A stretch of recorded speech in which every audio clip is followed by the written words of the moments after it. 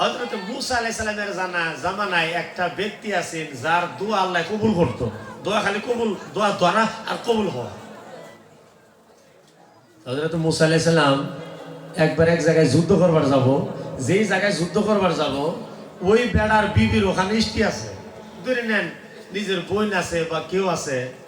তখন ইনি স্বামীরে কইল যে স্বামী সাহেব, যেই জায়গায় মূসা আলাইহিস সালাম যুদ্ধ করবার যাইতেছে, আল্লাহর পয়গাম্বর যুদ্ধ যদি খালি করে তাহলে আমার বোন মারা যাব, আমার বোন জামাই মারা যাব, আমার ওখানে মাইশা আছে, আমার ওখানে ফুফু আছে, গতিকে আপনার দোয়া তো আল্লাহ কবুল করে, আপনার দোয়া করেন একবারের মতন খালি মূসা আলাইহিস সালাম হাইরা যায়।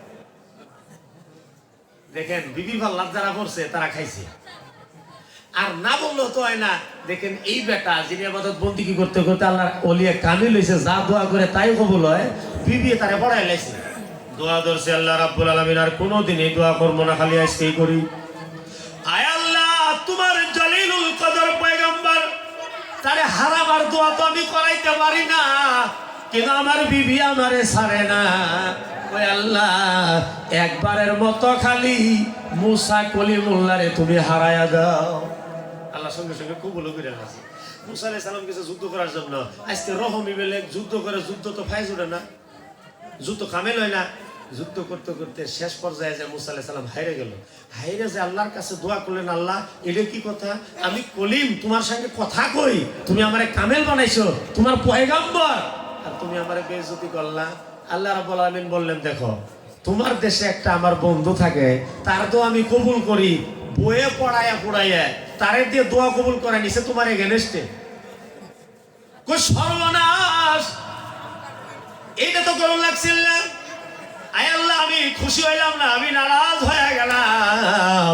মহান রাব্বুল আলামিন বলেন, কথা তো ঠিকই, তোমার উপরে বদদোয়া করা লাগছে না, তোমার উপরে বদদোয়া করার কারণে আমি তার শক্তিটা কাইরা নিলাম, আর দোয়া তার কবুল হবে না।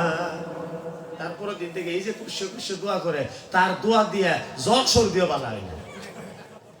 বড় বড় সমস্যা দূরের কথা, কানতে কানতে বহুত বছর চলে যায়, তারপরে আল্লাহ একদিন কথা শুনছে, শুনে কয় যে তোমার তো আগের মতন কামেল বানান যাইবই না, কারণ পয়গাম্বরের এগেনস্টে তুমি দোয়া কইরা লাইছিলে। হ্যাঁ, 3টা চান্স দিলাম, 3টা দোয়ারও করবার পাবে, যাও। কিন্তু এই 3টা দোয়াই তোমার যথেষ্ট, এর বাইরে গেলাম না। আয়সা নিজের বিবিরে কইছে, বিবি কয়েক বছর চলে গেল, জ্বালা গালা খাইলাম, আল্লাহ আবার কথা শুনছে, হ্যাঁ 3টা দোয়া বলে কবুল করবো। বিবি আবার চান্স নিছে, বুড়া হয়ে গেছে গা, শরীর খাবার বিক্রি হয়ে গেছে গা, ম্যাচ হয়েছে, মাইতে হয়েছে, দেখতে বেশি ভালো দেখা যায় না। স্বামীরে কইছে, দোয়া তো 3টা, তার মধ্যে একটা দোয়া মারে কই বয়ে পড়ায় দোয়া একটা নিছে। সেই দোয়া কি আছেন জানেন, যে আপনি দোয়া করে দেন আমি যাতে দেখতে শুনতে একটা 18 বছরের যুবতী হয়ে যায়, দেখতে সুন্দর হয়ে যায়। মোনাজাতে হাত উঠাইছে, 3 দোয়ার ভিতরে এক দোয়া, ইয়া রাব্বুল আলামিন, আমার বিবি সুন্দর হবার চায়। আল্লাহর দরবারে কবুল হয়ে গেলেন, বিবি দেখতে সুন্দর হয়ে গেল। সুন্দর বউ বাড়ি থেকে গেছে বিজনেস করার জন্য, এলাকার বাসা সেদিকে যাইতেই দেখে এত সুন্দর বিবি। ওজিরের কইছে, এই বউ আমার লাগবো।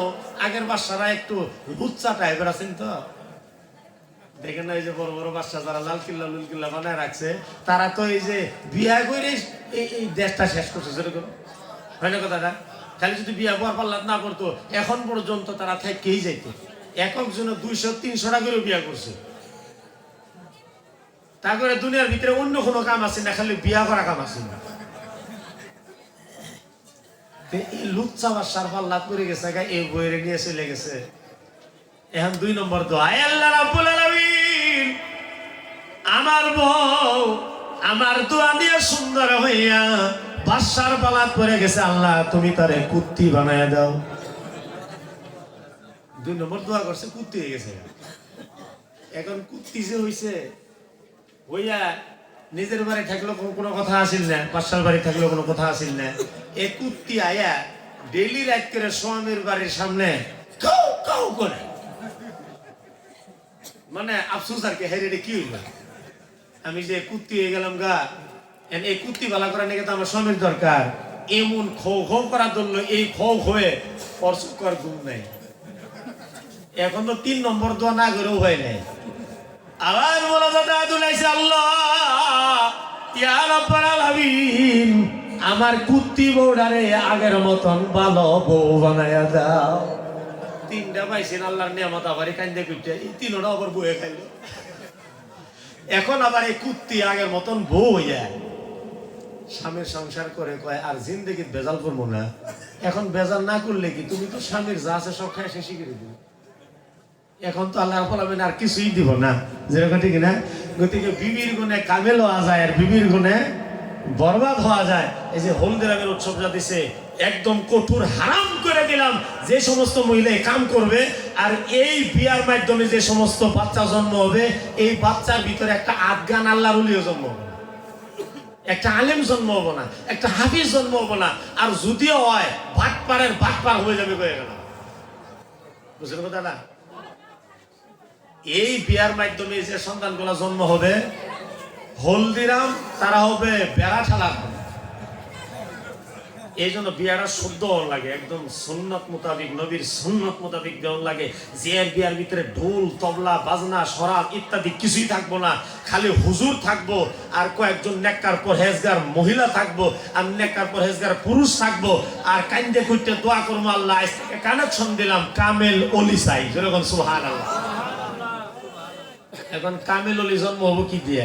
বিয়ার ভিতরে বালা করে তালাশ করে দেখেন যে 3 দিনের বিয়ার ভিতরে 5টা মিনিটও বালা কামায় নাই, যেরকম ঠিক না?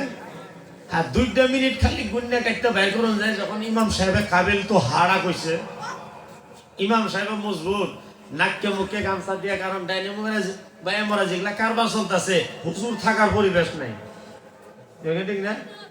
গাবরু গাবরু মেয়েরা মেকআপিং কইরা কাপড় ধরি টাইট ফিটিং পিন দেয়, একটা অত বড় হুজুরের সামনে যখন যাবে, হযরত আলী করমের হাদিস যে একবার দেখতে আর দেখো না, হ্যাঁ একবার দেখে দেখলাম না, ডাইন মোড়া দিয়ে গেছে একবার দেখে দেখলাম না, বায়া মোড়া তাকা